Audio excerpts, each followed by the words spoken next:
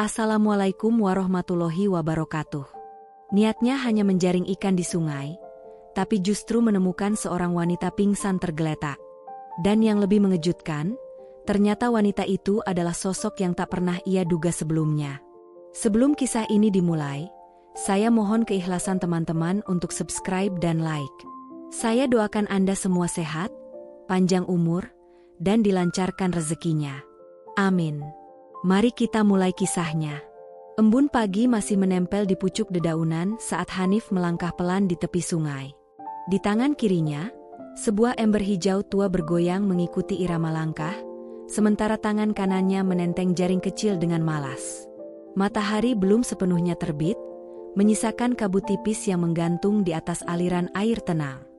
Hanif, lelaki 36 tahun dengan wajah lusuh, tampak apa adanya. Kaos hijau pudar menempel di tubuhnya, celana coklat muda dilipat sembarangan di lutut, dan topi hitam usang menutupi rambutnya yang acak-acakan. Sandal hijau polos di kakinya menimbulkan suara cekipak setiap kali menyentuh tanah basah. Ikan zaman sekarang makin pintar sembunyi, gerutunya sambil melempar jaring ke sungai. Saat jaring itu ia angkat kembali, beberapa ekor ikan berkilat-kilat di dalamnya. Hanif girang, lalu berjalan lebih jauh menuju tikungan sungai yang agak tersembunyi. Namun tiba-tiba langkahnya terhenti. Matanya menangkap sesuatu di antara bebatuan. Sebuah tubuh tergeletak. Rambut panjang hitam berkilauan basah menutupi permukaan batu. Astagfirullah. Hanif terlonjak mundur, jantungnya berdegup cepat. Ia mendekat perlahan, lututnya gemetar. Sosok itu seorang gadis muda, sekitar 20 tahunan, mengenakan dres putih tipis yang basah menempel di tubuh rampingnya. Ia tak beralas kaki, wajahnya pucat, tubuhnya dingin saat Hanif coba sentuh. "Woa, Dek, bangun. Jangan bikin kaget orang pagi-pagi begini," bisiknya panik, mengguncang pelan bahunya. Tak ada jawaban. Hanif celingukan, sungai masih sepi. Dengan cemas ia menepuk-nepuk pipi gadis itu. "Bangun dong, cantik. Jangan bikin orang panik." Kelopak mata si gadis bergerak, tubuhnya menggeliat. Hanif menahan napas saat ia membuka mata. "Siapa? Kamu?" Suaranya lirih. Hanif terdiam. Hatinya tahu, hari ini bukan hari biasa. Gadis itu berusaha bangkit, tubuhnya goyah. Hanif buru-buru menopangnya. "Pelan-pelan, jangan buru-buru. Kepalamu mungkin kebentur." Gadis itu mengerang pelan, menutup mata. Nafasnya memburu. "Aka, aku di mana?" tanyanya. "Di Karangjati." "Kamu barusan hanyut dari mana, Mbak?" Hanif menjawab singkat. Gadis itu menggeleng cepat. Rasa takut terpancar dari wajahnya. Aku nggak tahu. Nggak ingat apa-apa," ucapnya bergetar. "Loh, masa nggak ingat?" Hanif berdiri, menggaruk kepala. "Namamu siapa?" "Entah. Aku cuma ingat satu kata. Dian." Hanif menyipitkan mata. "Nama hewan peliharaan?" Gadis itu menatapnya tak suka. "Kayaknya, itu nama aku." Hanif mendengus, menoleh ke sekeliling. Masih sepi. "Ya sudah, Dian. Kamu ikut aku dulu, di sini dingin, bisa masuk angin." Dian melirik tubuhnya. Dres putih tipis itu melekat erat, memperlihatkan siluet tubuhnya. Hanif buru-buru memalingkan muka, lalu meraih ember dan jaring. Ia mengulurkan tangan. "Ayo, berdiri pelan-pelan." Dengan goyah, Dian berpegangan pada Hanif. Tubuhnya menggigil hebat. "Kita ke rumahku. Jangan takut. Aku memang belum menikah, tapi ada ayam sama tikus yang nemenin," ucap Hanif mencoba bercanda. "Lucu juga kamu," gumam Dian lirih. Hanif tersenyum kecil, tapi hatinya berdebar aneh. Baru kali ini ia merasa tertarik pada seseorang yang bahkan tak tahu siapa dirinya. Ia juga tak tahu, kedatangan Dian akan mengubah hidupnya selamanya. Rumah Hanif berdiri di pinggir desa, dekat ladang kosong dan rumpun bambu. Rumah papan berlantai semen kasar itu tampak reot. Dindingnya miring, atap seng berkarat. Namun bagi Hanif, itu tetaplah istana. Dian memeluk tubuhnya sendiri, menggigil saat angin pagi menusuk kulit yang masih basah. Hanif mendorong pintu kayu berderit. "Masuklah. Maaf berantakan." Ia mengambil handuk dari gantungan. Dian melangkah pelan, kakinya menginjak lantai dingin. Ia menatap sekitar, dipan bambu di sudut, meja kecil penuh piring plastik, rak tua berisi tali, jaring, dan pancing. "Ini rumahmu? Kenapa? Nggak cocok buat putri kerajaan," ucapnya lirih. Hanif terkekeh. "Bukan gitu. Kamu tinggal sendiri?" tanya Dian. Hanif menyerahkan sarung dan menunjuk ke kamar kecil.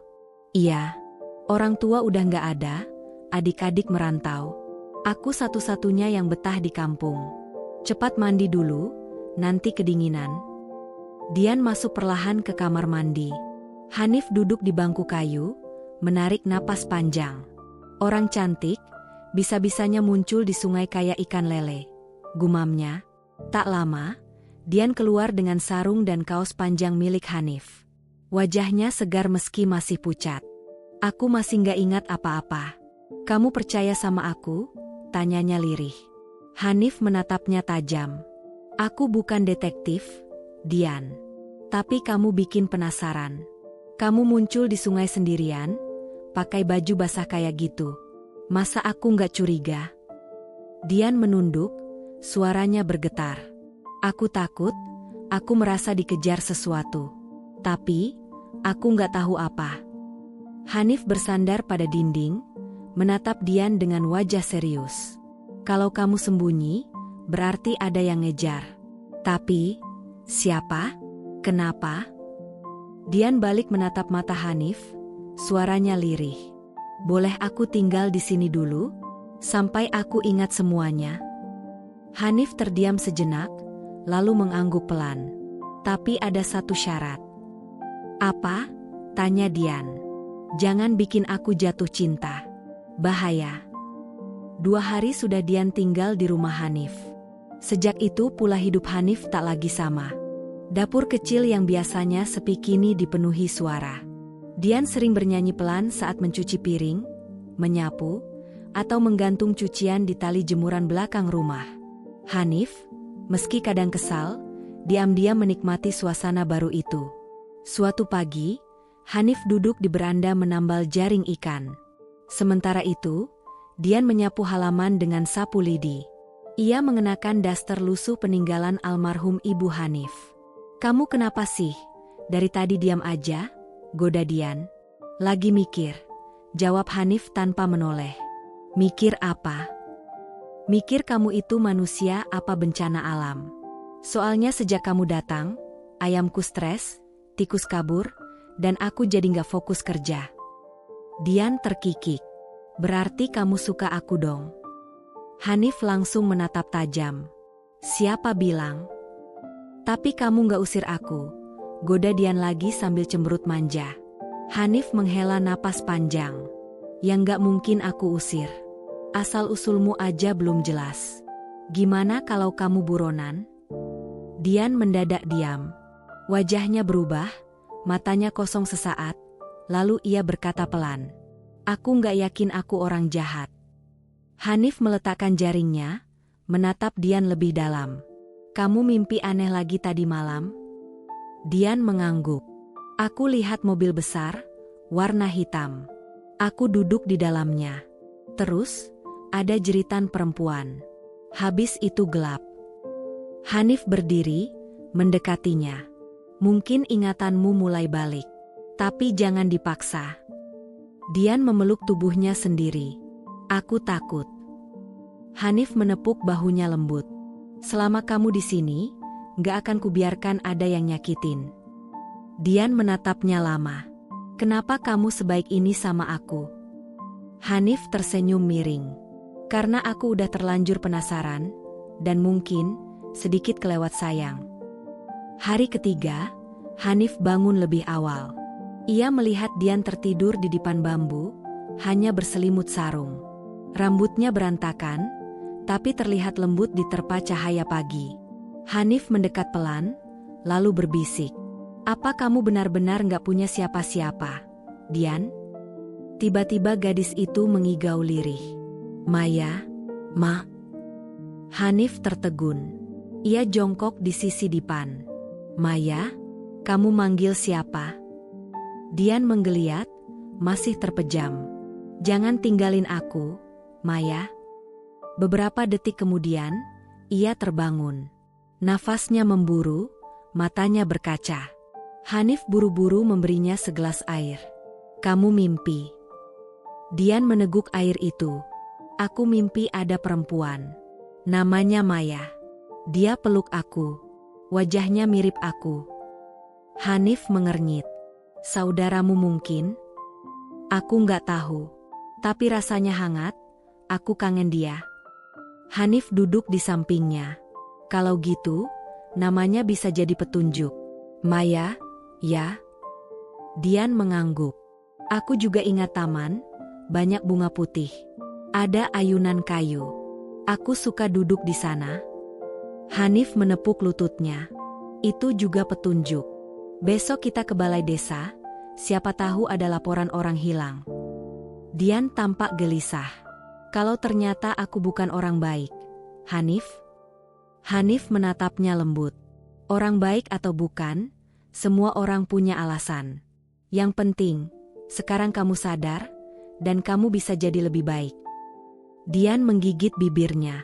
Terima kasih. Hanif buru-buru berdiri, memalingkan wajahnya agar senyumnya tak terlihat. Udah sana mandi, nanti nasi goreng gosong. Wah, kamu bisa masak. Dikit-dikit. Nggak jago, tapi bisa bikin orang betah. Hari keempat, suasana rumah Hanif benar-benar berubah. Ada tawa, denting panci, dan aroma sabun cucian. Dian tak lagi terlihat seperti gadis kehilangan ingatan, ia seolah penghuni tetap. Hanif memperhatikannya dari pintu dapur. Dian duduk di bangku kayu, menjemur rambut basah sambil menyuapi seekor anak kucing kurus yang entah dari mana datangnya. Dian, panggil Hanif, separuh bercanda, kalau kamu terus begini, aku bisa bikin surat kakak baru. Dian tertawa manja. Emang aku masuk keluarga kamu? Kamu kan belum jawab lamaran diam-diamku, sahut Hanif menggoda. Dian mencubit lengannya. Dasar tukang gombal. Hanif tersenyum, tapi hatinya berat. Sejak Dian menyebut nama Maya, ia diam-diam pergi ke balai desa, mencari informasi soal warga hilang. Tapi hasilnya nihil, tak ada nama Dian, tak ada Maya. Suara Dian memecah lamunannya. Kamu kenapa akhir-akhir ini suka melamun? Hanif duduk di sebelahnya. Aku cuma mikir, kalau suatu saat kamu ingat semuanya, kamu pasti pergi. Dian menatapnya, agak terkejut. Kenapa kamu bilang gitu? Karena kamu bukan milikku, Dian. Kamu cuma numpang singgah. Dian menunduk pelan. Tapi selama aku di sini, aku merasa aman. Aku nggak ingin cepat-cepat ingat, aku takut. Hanif menoleh, suaranya rendah. Takut apa? Takut kehilangan tempat yang bikin aku tenang. Hanif menarik napas panjang. Dalam hatinya ia sadar, perasaan itu bukan lagi sekadar belas kasihan. Ada sesuatu yang tumbuh perlahan, perasaan yang membuatnya semakin sulit menjaga jarak. Sore itu, mereka duduk di bawah pohon mangga. Angin sore bertiup lembut. Dian menyandarkan kepalanya ke bahu Hanif, berbisik lirih, aku memang belum tahu siapa diriku, tapi aku tahu satu hal. Apa itu? Tanya Hanif. Aku nyaman sama kamu. Hanif mendongak ke langit, menutupi senyum yang sulit ia bendung. Tapi di dalam dadanya, ketakutan ikut menyelinap.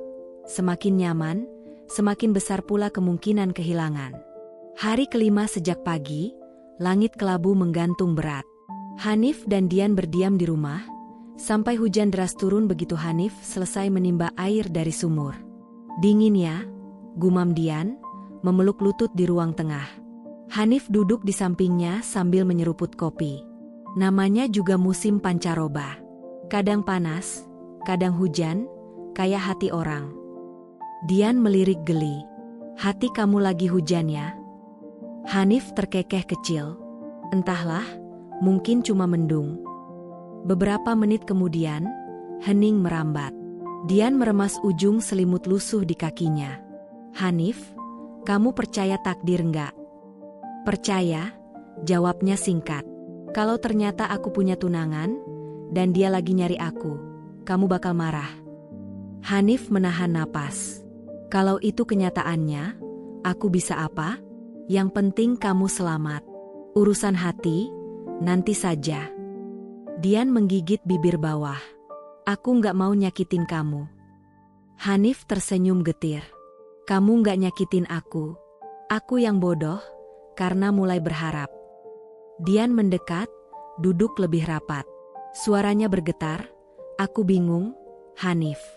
Masa laluku kosong, tapi kamu isi kekosongan itu.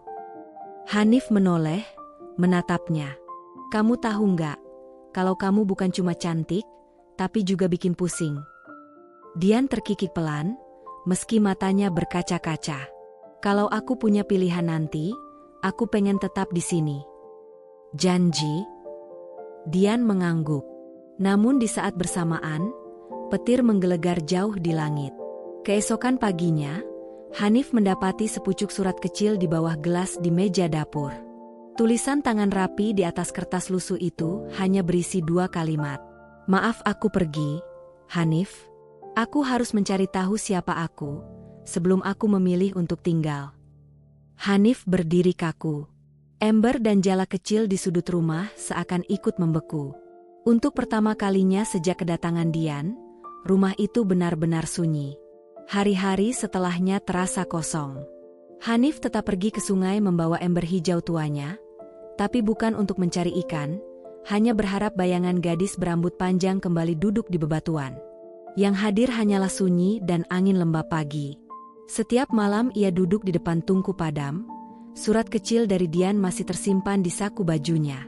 Sudut kertas mulai kusut, tapi tulisannya tetap jelas. Aku harus mencari tahu siapa aku. 3 minggu kemudian, Hanif sedang mencuci ember di sungai saat Pak Lurah datang dengan motor tuanya. Ia menyerahkan selembar koran dari kota.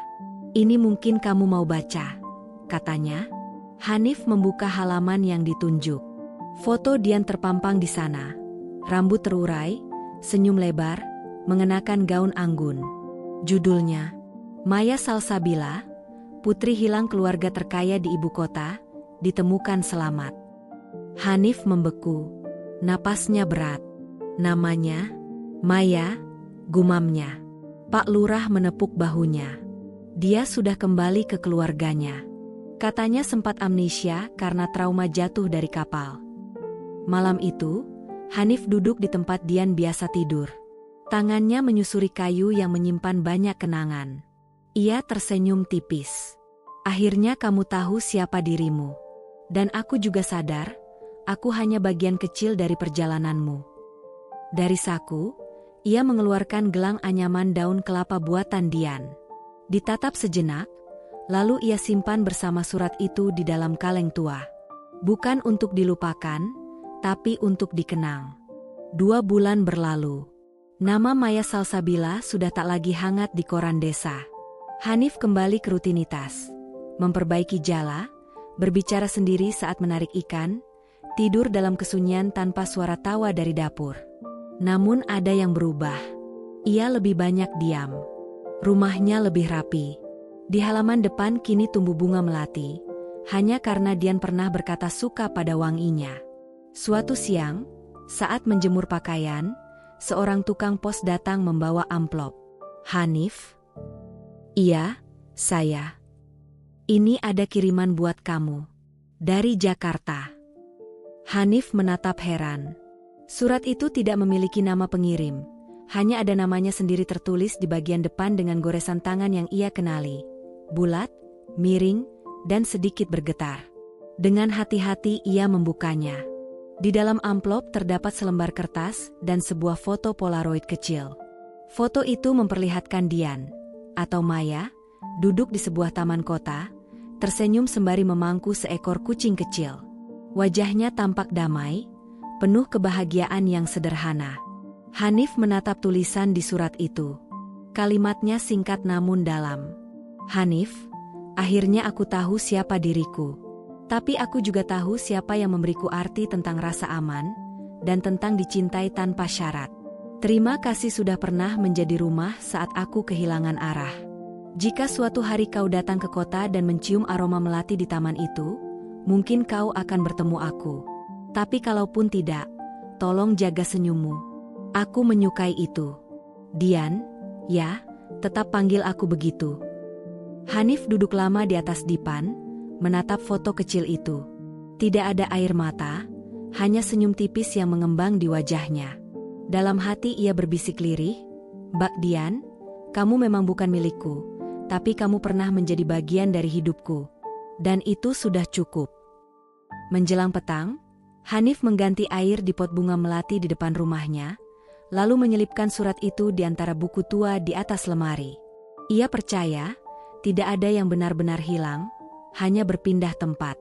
1 tahun pun berlalu sejak surat itu tiba. Desa tetap berjalan seperti biasanya.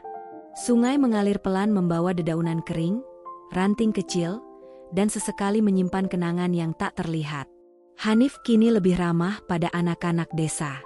Ia kerap mengajari mereka cara menjala ikan, memperbaiki mainan kayu, bahkan bercerita tentang seorang gadis cantik yang pernah jatuh dari langit.